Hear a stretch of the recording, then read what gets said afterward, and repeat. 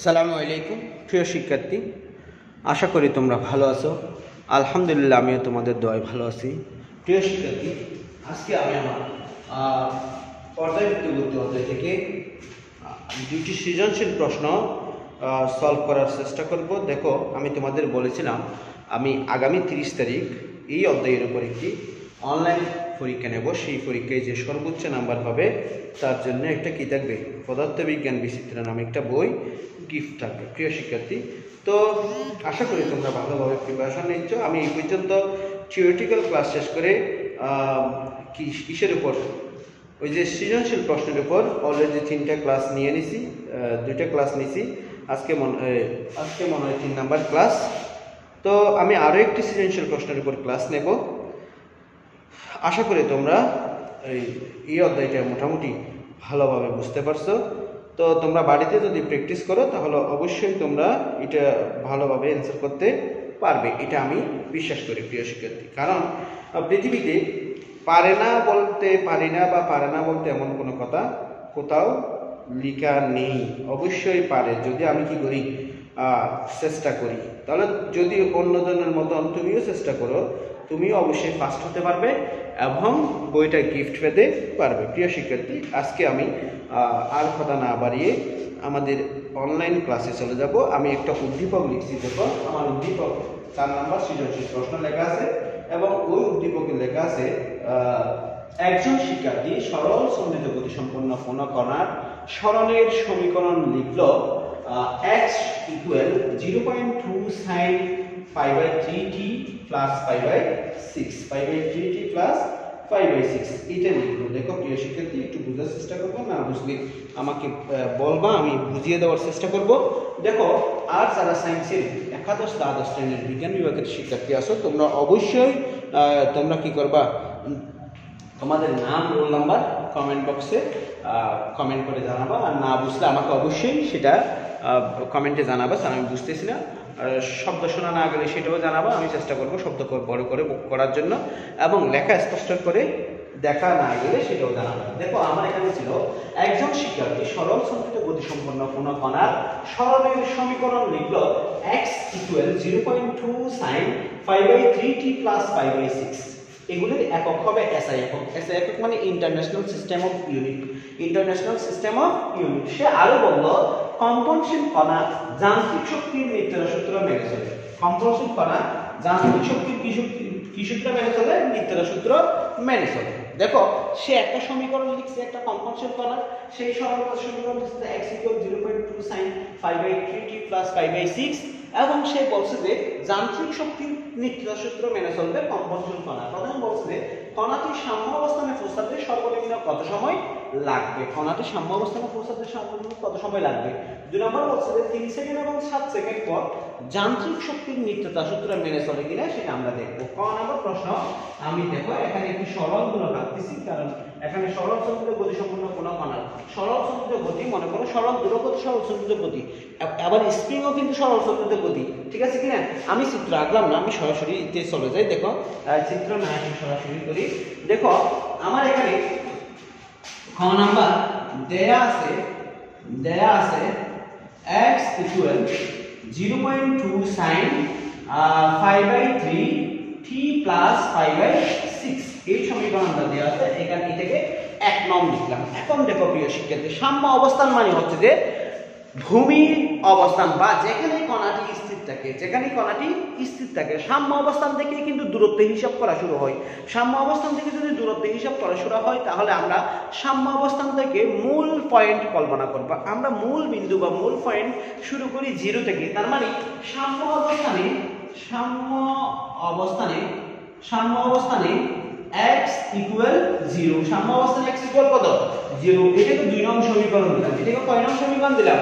আমার সমীকরণটা দেয়া আছে x = 0.2 sin π/3t plus π/6 এবং আমি পাইলাম সাম্য অবস্থানে x = 0। তাহলে আমি 1 ও 2 নং সমীকরণ থেকে লিখতে পারি, 1 ও 2 নং সমীকরণ থেকে কি লিখতে পারি? দেখো, 0 = 0.2 sin π/3t plus 5/6 কত? 6। এটা আমরা পাবো। কোথায় 1 নম্বর এবং 2 নম্বর সমীকরণ থেকে এটা আমরা পাবো। এখন দেখো আমরা একটু ক্যালকুলেশনে যাই। দেখো প্রিয় শিক্ষার্থী, আমরা ক্যালকুলেশনে গেলে কি পাবো, আমি এটা মুছে দিচ্ছি। দেখো বা আমরা লিখতে পারি এই যে 0.2 দিয়ে যদি ভাগ করি তাহলে আমরা পাবো এই পাশে 0, এই পাশে sin 5/3t plus 5/6, 5/3t plus 5/6। প্রিয় শিক্ষার্থী, আমি জানি না বুঝতে পারছেন না, আমি আবার বলতেছি। আমি উভয় পাশে 0.2 দিয়ে ভাগ করলে এখানে 0/0.2 মানে 0, এই পাশে 0.2/0.2 সমান 1।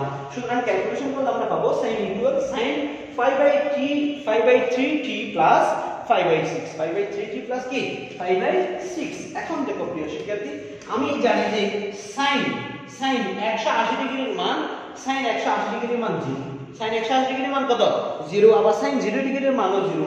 আমার 0 ডিগ্রি বসালে একটু সমস্যা হয়ে যাবে, সেজন্য আমি sin 180 ডিগ্রির মান বসাবো। sin 180 ডিগ্রিকে আমরা 180 ডিগ্রিকে 5 রেডিয়ান দ্বারা চিহ্নিত করা হয়। কি দ্বারা চিহ্নিত করা হয়? 5 দ্বারা চিহ্নিত করা হয়। তাহলে আমি এখানে লিখব sin 5 equal sin 5/3t plus 5/6, 5/3t plus 5/6। কারণ আমরা এখানে লিখে দেব sin 5 সমান 0, sin 5 সমান কত 0। এখন দেখো প্রিয় শিক্ষার্থী, উভয় পাশে যদি sin কাটাকাটি যায় তাহলে বাকি থাকবে এখানে 5 equal 5/3t plus 5/6, 5 equal 5/3t plus 5 equal 5/3t plus 5/6। এখন আমি একটু উভয় পাশে আমরা চাইলে 5 দ্বারা ভাগ করে দিতে পারি, 5 দ্বারা ভাগ করে দিতে পারি। 5 দ্বারা যদি ভাগ করি তাহলে আমরা এখানে পাবো 1। দেখো 5 দ্বারা ভাগ করলে এখানে 5 কাটাকাটি যাবে, এখানে থাকবে 3t/3, t উপরে রাশি 5 কাটাকাটি যাবে, প্লাস এখানে থাকবে 1/6, 1 কত 6। তাহলে প্রিয় শিক্ষার্থী, আমরা দেখতেছি কি যদি আমি 5 দ্বারা ভাগ করি উভয় পাশে তাহলে এখানে থাকবে 1, এখানে থাকবে t/3, এখানে থাকবে 1/6। এখন আমি যদি একটু ক্যালকুলেশনে যাই সেই ক্ষেত্রে আমরা কি পাবো, দেখো আমরা ক্যালকুলেশনে গেলে আমি প্রথমে 6 দ্বারা গুণ করে দিই। 6 দ্বারা গুণ করলে এটা হয়ে যাবে 6 দ্বারা গুণ করলে এটা দেখো 6, এটা হয়ে যাবে 2t প্লাস এটা হয়ে যাবে 1। তাহলে একটু দেখবা প্লিজ, আমি 6 দ্বারা গুণ করছি সহজ করার জন্য। যেমন হলো 6 6 দিয়ে গুণ করলে 6 কাটা যাবে, এটা হবে এটা 6 কাটা যাবে। তাহলে থাকবে 2t ইকুয়াল 6 - 1 বা 2t ইকুয়াল 5। 2t ইকুয়াল কত 5, 2t ইকুয়াল যদি 5 হয় তাহলে আমরা t সমান পাবো কত 2.5 বা t ইকুয়াল আমরা পাবো 2.5। অর্থাৎ t ইকুয়াল 2.5 হলে, t ইকুয়াল 2.5 সেকেন্ড হলে কি হবে, কণাটি সাম্য অবস্থানে ফুসবে। অর্থাৎ সর্বনিম্ন 2.5 সেকেন্ড পরে, সর্বনিম্ন 2.5 সেকেন্ড পরে কণাটি কোথায় ফুসবে, সাম্য অবস্থানে আসবে। সাম্য অবস্থানে মানে কি, আমি যদি একটি সরল দোলককে এভাবে টেনে ছেড়ে দিই তাহলে ছেড়ে দিলে সে এরকম করে দুলতে থাকবে, এরকম করে দুলতে থাকলে এই যে এখান থেকে সর্বোচ্চ বিন্দু এখান থেকে এসে ঠিক এই অবস্থানে আসতে তার সর্বনিম্ন সময় লাগবে 2.5। কারণ এই অবস্থানটা হচ্ছে কি সাম্য অবস্থান। অর্থাৎ কোনো একটি বস্তুকে যদি আমি কোনো একটি দৃঢ় অবস্থান থেকে বা দৃঢ় স্থান থেকে বা দৃঢ় বস্তুর সাথে সংযুক্ত করে সুতার অপর প্রান্তে বেঁধে ঝুলাই রাখি তাহলে সে স্থির অবস্থায় যেখানে থাকবে সেটা হচ্ছে তার সাম্য অবস্থান। তাহলে আমি যদি এইভাবে যদি দেখো এটা সাম্য অবস্থানে আছে, এখন এটা এখানে নিয়ে গেছি, এখান থেকে ছেড়ে দিলে এরকম ঝুলতে থাকবে, এরকম ঝুলতে থাকবে।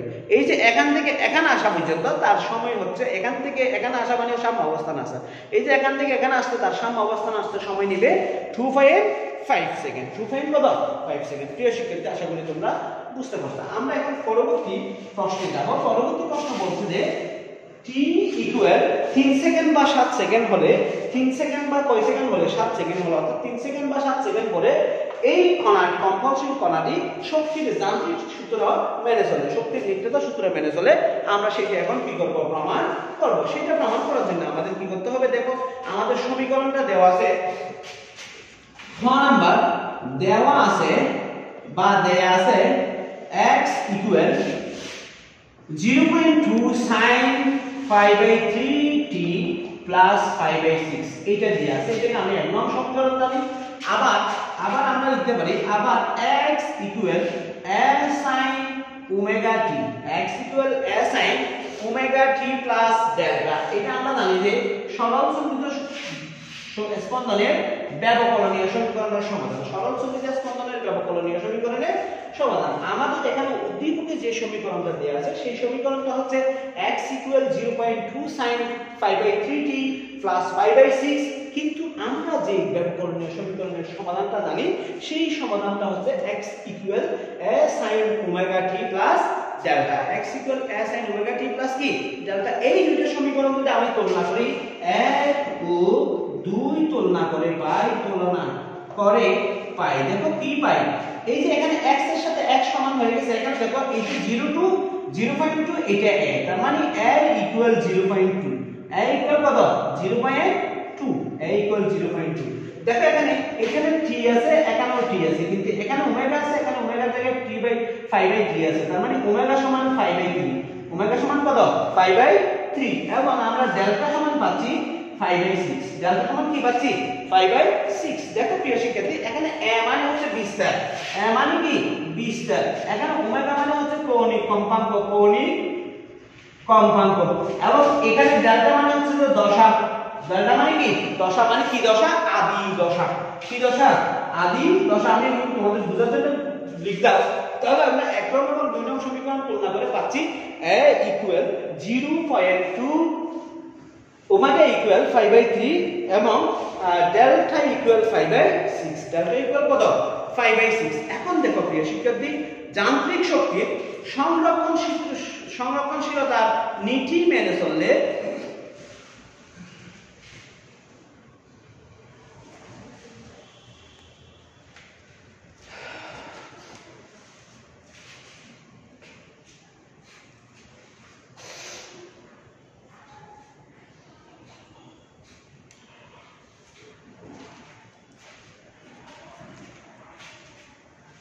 আমি এটা একটু মুছে দিচ্ছি।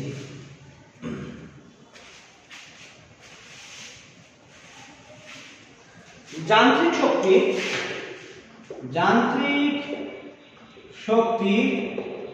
সংরক্ষণশীলতা নীতি মেনে চললে, যান্ত্রিক শক্তির সংরক্ষণশীলতা নীতি মেনে চললে দেখো যে কোনো মুহূর্তে কণাটির যান্ত্রিক শক্তি হবে, যে কোনো মুহূর্তে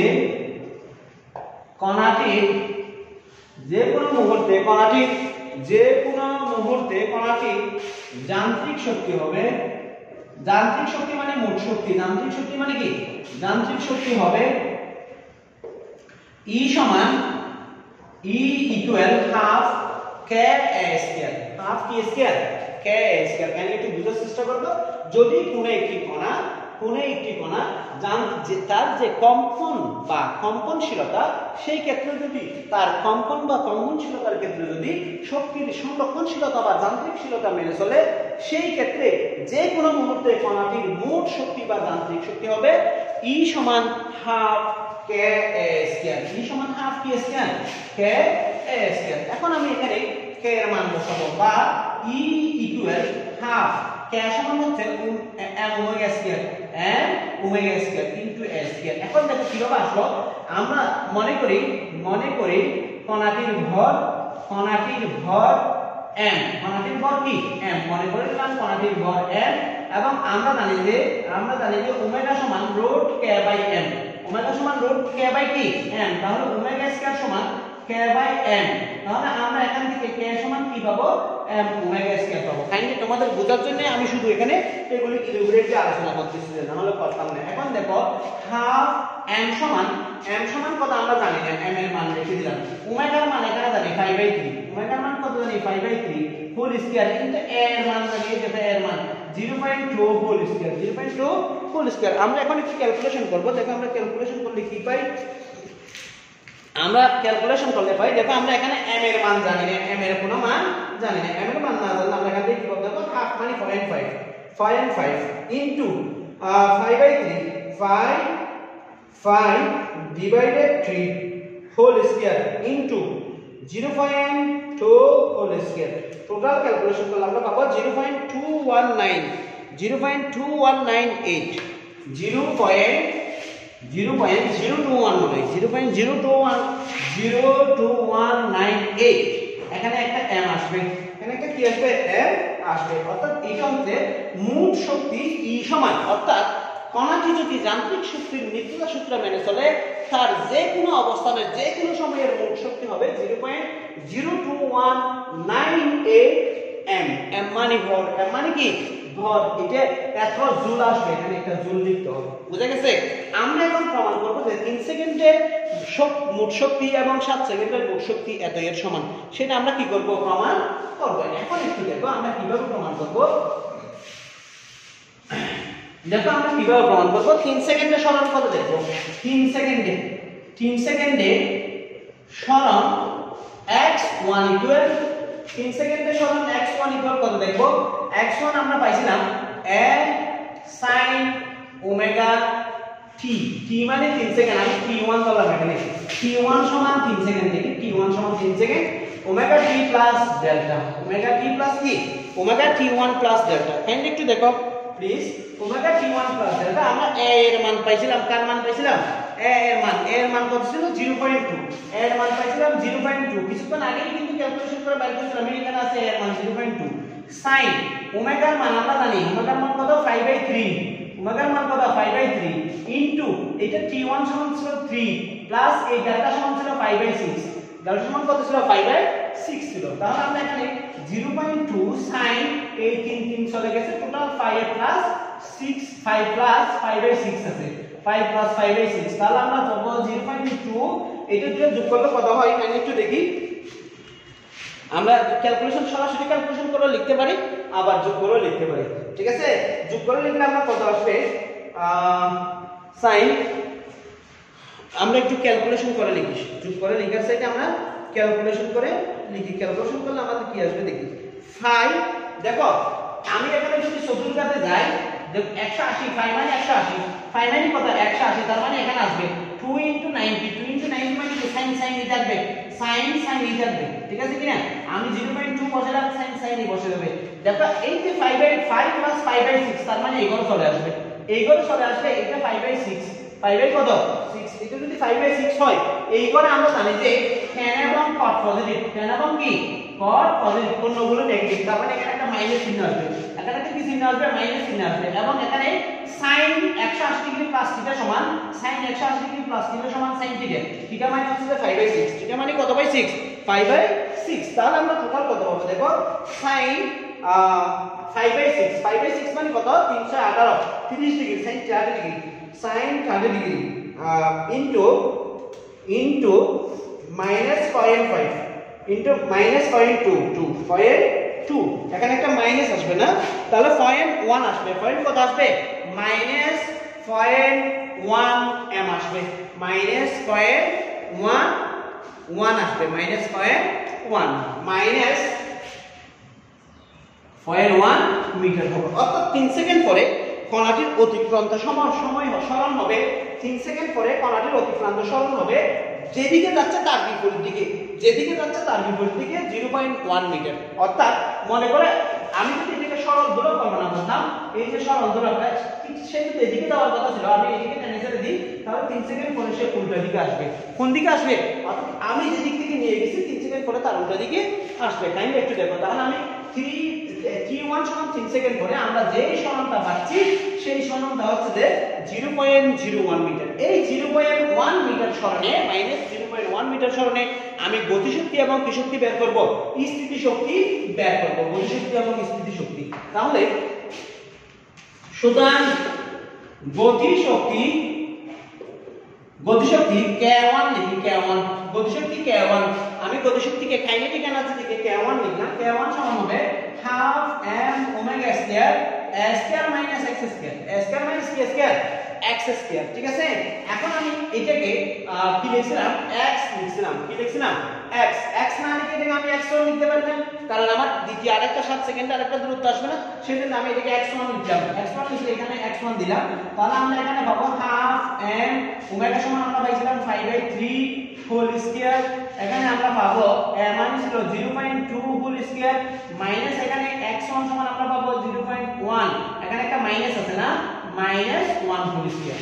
এখন আমি দ্বিতীয় বন্ধনে যাব, ক্যালকুলেশন করব, ক্যালকুলেশন করলে আমরা আমাদের কি আসে দেখি, আমাদের ক্যালকুলেশন করলে দেখো আমার কি আসবে 0.5 হাফ মানে 0.5 into 5/3 whole square into 0.2 whole square minus 0.1 whole square এবং বন্ধনী শেষ।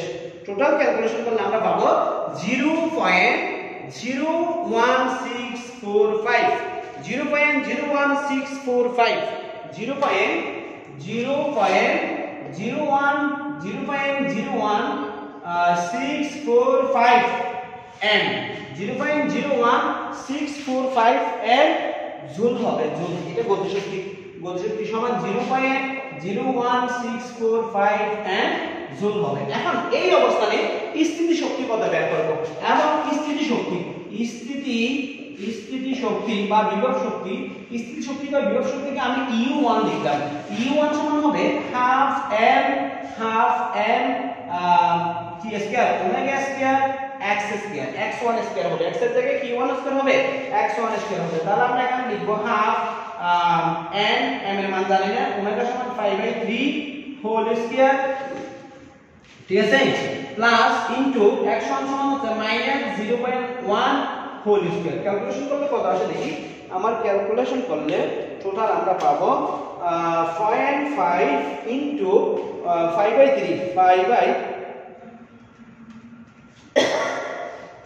Whole square into minus 0.1 whole square. Calculation করলে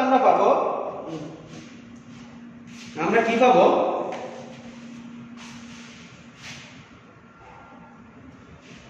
0.0054831 তারপরে 0.0054381 মিটার জুল।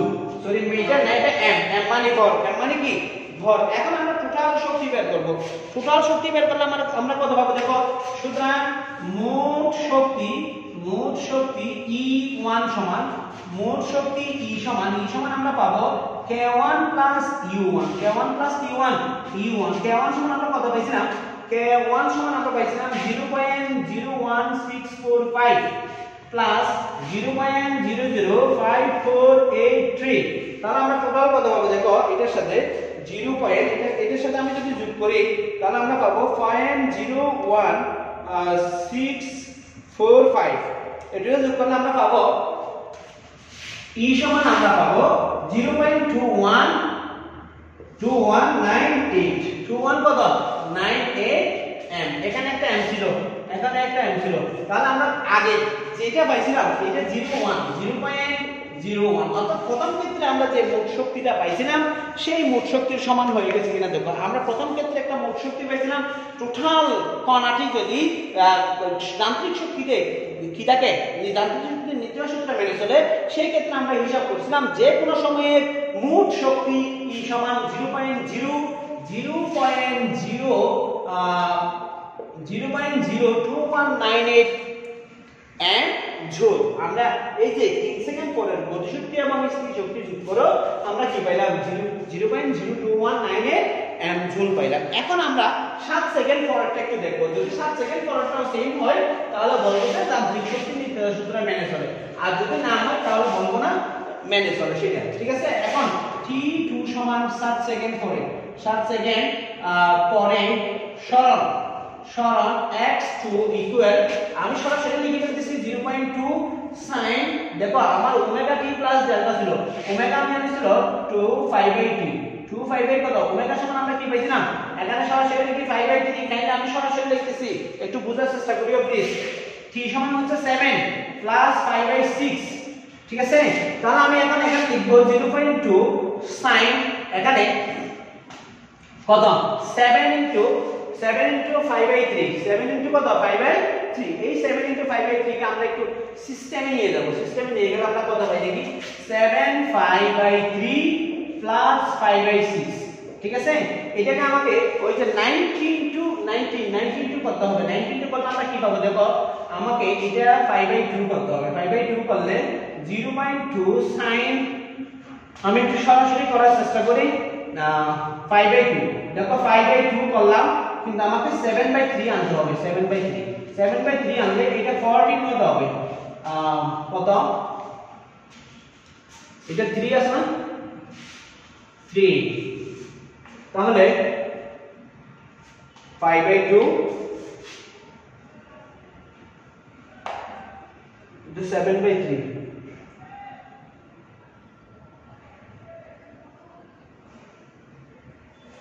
5/2 into 14/3 এটা কাটাকাটি দিলে কত আসে? 7 গুণে 14 7/5/3। আমরা একটু টোটাল ক্যালকুলেশনে যাই, জামালায় পড়ে যাব না, মানে এই ছোট কাটা ক্যালকুলেশনই করার জন্য। দেখো আমি যদি এটাকে লসাগু করি 300, মানে এটা লসাগু হবে 6, এটা 7 গুণে 14 পাই, এটা হবে 5, ঠিক আছে? তাহলে আমরা টোটাল পাবো 0.2 sin 15/6। 15/5 কত? 6।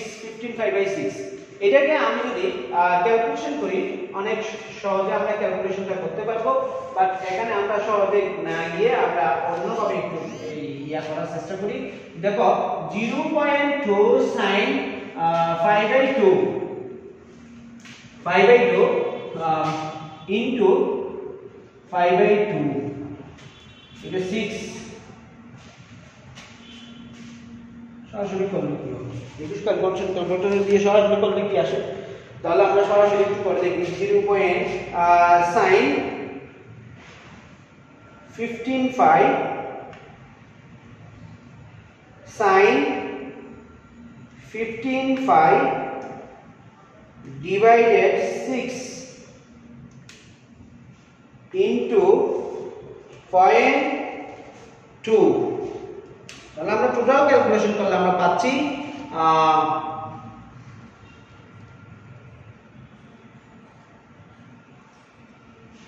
0.02 মিটার। আমরা পাচ্ছি 0.02 মিটার। টোটাল ক্যালকুলেশন করলে আমরা পাবো 0.02 মিটার।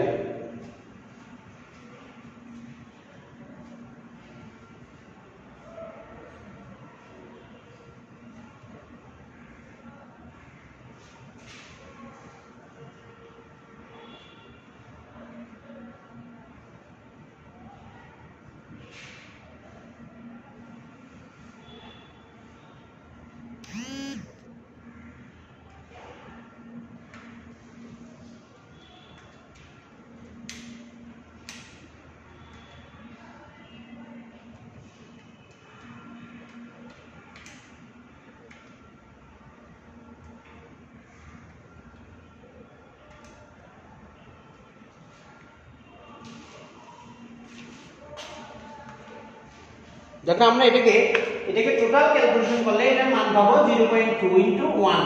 0.2 into 1 তার মানে 0.2 পাবো। তোমরা এটাকে একটু ক্যালকুলেশন ওই যে ইয়া পদ্ধতি প্রয়োগ করে, সূত্রঘাত পদ্ধতি প্রয়োগ করে এটাকে ভেঙে ফেলবা। এটাকে ভেঙে ফেললে sin কত আসবে? 90 ডিগ্রি আসবে। এটা টোটালি sin 90 ডিগ্রি। কেমনে 90 ডিগ্রি আসবে সেটা তোমরা ইজিলি বুঝতে পারবে একটু চেষ্টা করলে, ঠিক আছে? কিভাবে sin 90 ডিগ্রি আসবে সেটা ক্যালকুলেশন করলে এটাকে তুমি যদি ভাগ করো, ওই যে 5/2 95 কি আসবে? 15/5/6 ইকুয়াল একটা 5/2 আসবে প্লাস এখান থেকে আসবে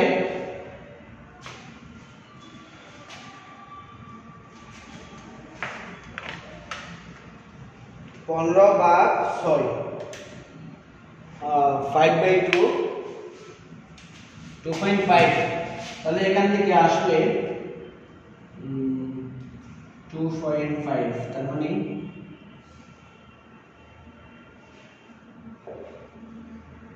2.55।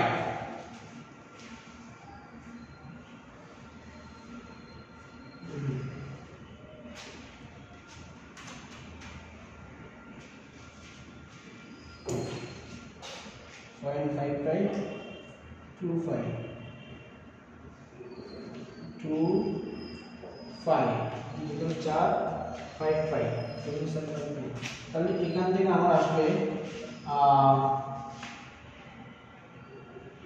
6/5 6 এখানে 12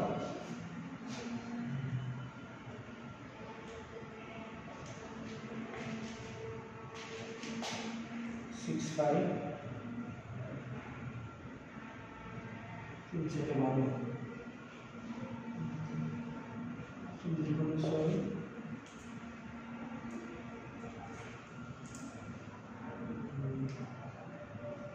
3 by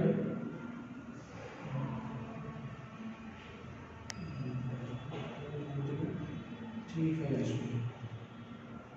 4 6 6 5 এই যে এইভাবে ক্যালকুলেশন করলে হবে 3 বাই ওই যে লসাগু করলে আমাদের টোটাল কত আসবে দেখো লসাগু করলে 3 দুগুণে 6 এই যে এটা 6 তে তাহলে 12 5 যোগ 3 5 ঠিক আছে তাহলে আমরা টোটাল কত পাই পাবো 15 5 পাইবো 15 5 বাই 6 আশা করি প্রিয় শিক্ষার্থী বুঝতে পারছো আমরা এখানে চাইলে একটু কাটাকাটি দিয়ে আনতে পারতাম এটা কাটাকাটি দিলে 2 এটা কাটাকাটি দিলে 5 তাহলে টোটাল কত পাইতাম 5 5 বাই 2 পাইতাম 5 5 বাই কত পাইতাম 2 5 পাইতাম এটা এখানে সাইন আসতো সাইন কাইন্ডলি একটু বোঝার চেষ্টা করবা প্লিজ না আমি তোমাদের বোঝার সুবিধার্থে আমি ক্লিয়ার করার চেষ্টা করতেছি এই গাণিতিক ইয়াটা তাহলে এখানে 0.2 sin দেখো আমি এখানে আসছে 5 5 বাই 2 তাহলে দেখো আমার ইজিলি আমি এই ম্যাথটাকে এভাবে একটু ইয়া করব কিভাবে করব দেখো এটা 2 5 প্লাস 5 বাই 2 2 5 প্লাস 5 বাই 2 দেখো 2 5 প্লাস 5 বাই 2 মানে হচ্ছে 5 5 বাই 2 ঠিক আছে 5 5 বাই 2 তার মানে 2 5 মানে কেন একটু দেখো এই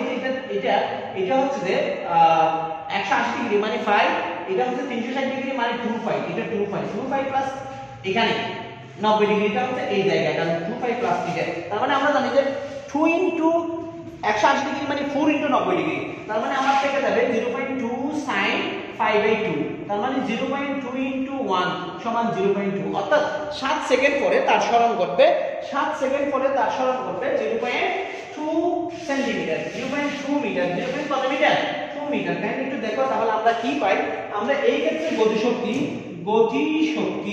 আমি k2 যদি লিখি সেই ক্ষেত্রে আমরা পাবো half m omega square square minus x2 square তাহলে আমরা এখান থেকে হাফ m এর মান জানি না ওমেগার মান জানি 5/3 হোল স্কয়ার স্কয়ার সমান 0.2 হোল স্কয়ার মাইনাস এটা সমান আমরা পাইলাম 0.2 হোল স্কয়ার তাহলে এটা বিয়োগ করলে 0 হয়ে যাবে 0 হয়ে গেলে half m 5/3 whole square into 0 তাহলে এখান থেকে আমরা টোটাল 0 পাবো অর্থাৎ সর্বোচ্চ অবস্থানে গতিশক্তি শূন্য সর্বোচ্চ অবস্থানে কি শক্তি শূন্য গতিশক্তি শূন্য এবং স্থিতি শক্তি বের করব স্থিতি শক্তি u2 সমান half m omega square x2 square তার মানে হাফ m ওমেগা মানে হচ্ছে 5/3 হোল স্কয়ার ইনটু x2 মানে 0.2 হোল স্কয়ার তাহলে আমরা টোটাল কত পাবো কাইন্ডলি একটু দেখো আগের মতন আমরা পাবো 0.5 ইনটু 5/3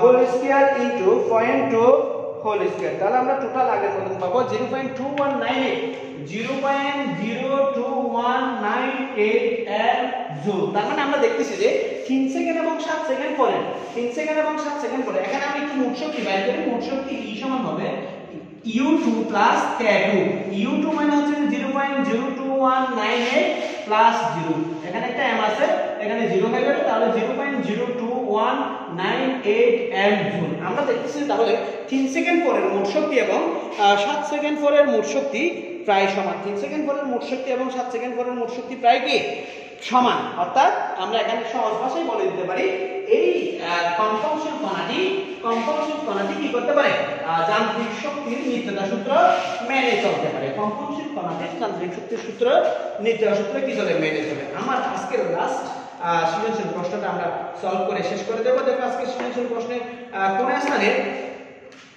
কোন স্থানের একটি সরল দোলকের দোলনকাল আমি সৃজনশীল প্রশ্ন পাস করব কোন স্থানে একটি সরল দোলকের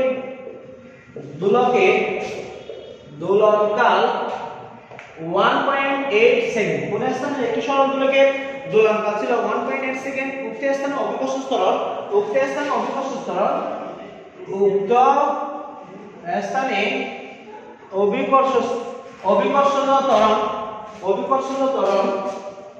উক্ত স্থানে অভিকর্ষণ ত্বরণ 9.8 metre per second square, 9.8 metre per second square, ঠিক আছে। এবং পৃথিবীর ব্যাসার্ধ 7400 কিলোমিটার, আর ইকুয়াল 7400 km, আর ইকুয়াল 7400 km। এরপর দুলকটিকে 712 km উচ্চতায় দুলকটিকে 712 km উচ্চতায় পাহাড়ে চূড়ায় নেওয়া হলো, পাহাড়ে চূড়ায় নেওয়া হলো, চূড়ায় নেওয়া হলো। আমার প্রশ্নটা হচ্ছে যে, ক নম্বর প্রশ্ন হচ্ছে যে দুলকটির কার্যকরী দৈর্ঘ্য 40% বৃদ্ধি করলে কার্যকরী দৈর্ঘ্য 40% বৃদ্ধি করলে দোলনকাল পরিবর্তন হবে কিনা, করলে দোলনকাল কত পরিবর্তন হবে, আবার বক্রী কার্যকরী করলে দোলনকাল কত হবে নির্ণয় করো। তারপরে চূড়ায় দোলকটি সেকেন্ড দোলক হবে কি, এবং পরের প্রশ্ন হচ্ছে যে পাহাড়ের চূড়ায় দোলকটি সেকেন্ড দোলক হবে কি, সেকেন্ড দোলক হবে কি ব্যাখ্যা করো, সেকেন্ড দোলক হবে কি ব্যাখ্যা করো, ঠিক আছে। আমার দুইটা প্রশ্ন, একটা প্রশ্ন হচ্ছে যে দোলকটি 40% যদি কার্যকরী দৈর্ঘ্য বাড়ায় সেই ক্ষেত্রে দোলনকাল কত হবে, এবং পাহাড়ের চূড়ায় দোলকটি সেকেন্ড দোলক হবে কিনা সেটা আমাকে কি বলতে বলছে, ব্যাখ্যা করতে বলছে। কোন স্থানের একটি সরল দোলকের দোলনকাল দিয়ে আছে 1.8 সেকেন্ড, এবং উক্ত স্থানে অভিকর্ষ ত্বরণ 9.8 আর সমান এত, পৃথিবীর ব্যাসার্ধ এত, দোলকটিকে 772 কিলোমিটার উচ্চতায় নিয়ে যাওয়া হয়েছে, কার্যকরী দৈর্ঘ্য 40% বাড়ায় দেব, কার্যকরী দৈর্ঘ্য কত পার্সেন্ট বাড়ায় দেব, 40% বাড়ায় দেব। এখন আমি কার্যকরী দৈর্ঘ্য আগে কত পার্সেন্ট ছিল সেটা জানি না, আগে কত পার্সেন্ট ছিল সেটা কি জানি কিনা, জানি না। এখন না জানলে সেটাকে কি করতে পারি, দেখো আমি ক নাম্বার মনে করি কার্যকরী দৈর্ঘ্য L, কার্যকরী দৈর্ঘ্য কত, L1 লিখলাম, কার্যকরী দৈর্ঘ্য L1। তাহলে 40% বৃদ্ধিতে L সমান L1 plus L1 into 40%, L1 সমান L1 প্লাস L1 ইনটু 40%। তার মানে আমরা এখানে পাবো L1 plus 0.4 L1 plus 0.4 L1, তার মানে 1.4 L1, অর্থাৎ পরিবর্তিত দৈর্ঘ্য হবে 1.4 L1, 1.4 L1। এখন প্রথম ক্ষেত্রে দোলনকাল T1 সমান 1.8 সেকেন্ড, দেখো 1.8 সেকেন্ড, প্রথম ক্ষেত্রে দোলনকাল 1.8 সেকেন্ড। আমাকে দ্বিতীয় ক্ষেত্রে দোলনকাল বের করতে হবে, দ্বিতীয় ক্ষেত্রে দোলনকাল T2 সমান, আমি T2 সমান কেন, দেখো আমি T2 সমান লিখতে পারি 2 square root of L by G, L by কত G। এখন এই Lটা ছিল পরিবর্তিত L, আদি L ছিল L1, তাহলে আমরা এখান থেকে লিখতে পারি 2 L মানে কত 1.4 L1, 1. কত আমরা এখান থেকে লিখতে পারি,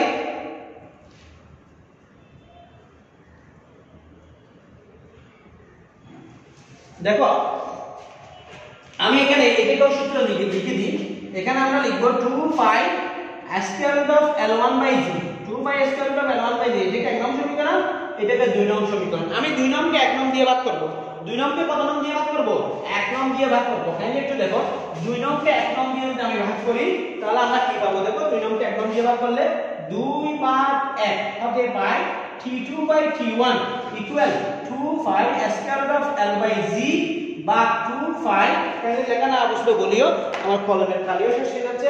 2 square root of L1 by G, 2 চলে গেছে, আমি রুট গুলি একটু সিস্টেম করে ফেলবো, L by G into G by L1, G by কত L1, G চলে যাবে, বাকি থাকবে L by L1, L by কত L1। কাইন্ডলি একটু দেখো প্লিজ, আমি L বাই L1 সমান লিখতে পারি, এখানে L এর মান বসাই দেব, L এর মান ছিল 1.4 L1 বাই L1, আমি রুট করলাম, L1 কাটাকাটি যাবে, বা আমরা এখানে পাবো T2, এখানে T2 লিখছিলাম, আমি প্রথমটা মনে হয় T লিখছিলাম, এটা T লিখছিলাম প্রথমটা, তাহলে T2 বাই এটা ছিল 1.8 সেকেন্ড, 1. কত সেকেন্ড 8 সেকেন্ড, এটা সমান আমরা পাবো রুট 1.4, রুট 1. কত 4 বা t2 equal root 1.4 into 1.8। Calculation করলে আমরা কত পাই একটু দেখি, ক্যালকুলেশন করলে আমরা পাবো রুট 1.4, আমি 1.8 আগে লিখি ইনটু রুট 1.4, তাহলে আমরা টোটালি পাবো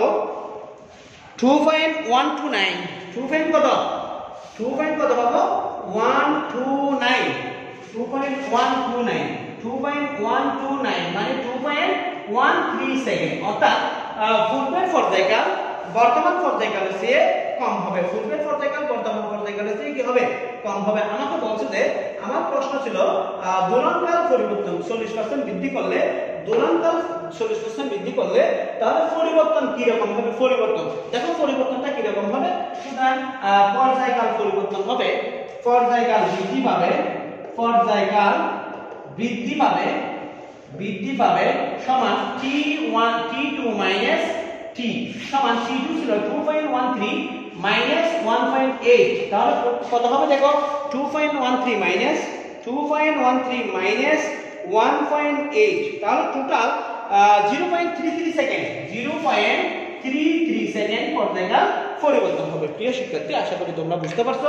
একটি সরল দোলককে যদি কি করা হয়, দোলকের দোলনকাল যদি 1.8 সেকেন্ড হয় এবং সেই দোলকের কার্যকরী দৈর্ঘ্য যদি 40% বেড়ে যায় তাহলে তার দোলনকাল বেড়ে যাবে। কারণ আমরা জানি যে দোলনকাল কার্যকরী দৈর্ঘ্যের সমানুপাতিক, দোলনকাল বাড়বে যদি কার্যকরী দৈর্ঘ্য বাড়ে, তার মানে কত বাড়বে দোলনকাল 0.33 সেকেন্ড বাড়বে। আমাকে পরে বলতেছে যে 712 কিলোমিটার উচ্চতায় যদি আমি নিয়ে যাই সেই ক্ষেত্রে সেটি সব সেকেন্ড দোলকের মতো কাজ করবে কিনা, সেই ক্ষেত্রে সেটি কিসের মতো কাজ করবে কিনা, সেকেন্ড দোলকের মতো কাজ করবে কিনা। তাহলে আমরা সেকেন্ড দোলক হবে কিনা সেটা দেখব।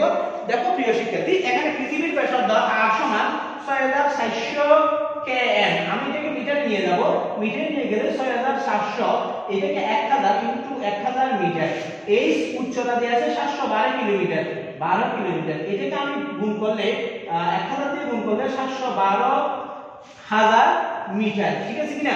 আমার এখানে t1 দেয়া আছে বা t দেয়া আছে 1.8 সেকেন্ড, আমার t2 বা t সমান কত সেটা আমাকে জানতে হবে।